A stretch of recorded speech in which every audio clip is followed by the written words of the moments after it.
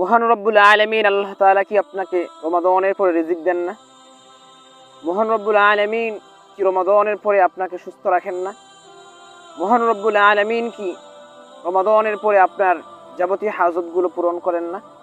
তাহলে কেন আপনি যে ব্যক্তিটা সারাদিন পরিশ্রম করে রোজা রাখলেন, রাত্রে আবার তারাবি পড়লেন, এত মুজাহাদায়ে কাবীর, এত কষ্ট করার পর রমাদানের পরে মাত্র 5 ওয়াক্ত নামাজটা, 5 ওয়াক্ত ফরজ সালাতটা আপনি ঠিকমতো আদায় করছেন না কেন?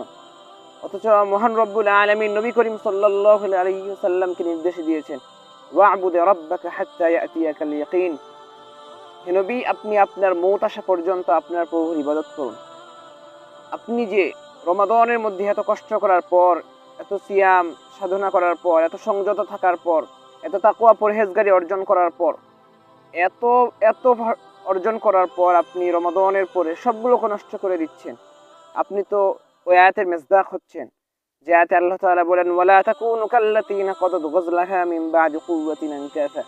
তোমরা ওই মহিলার মতো হয়েও না যে সারাদিন কষ্ট করে সুতো কাটার পর সন্ধ্যা আবার সেটাকে নষ্ট করে দেয়।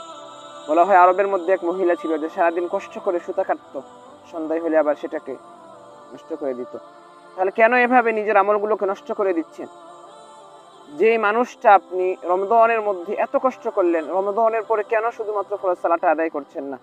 সে আল্লাহর হুকুম কি ফরজ সালাতটা আপনার থেকে লাঘব হয়ে গেছে, আপনার থেকে সাকেত হয়ে গেছে? কখনো না।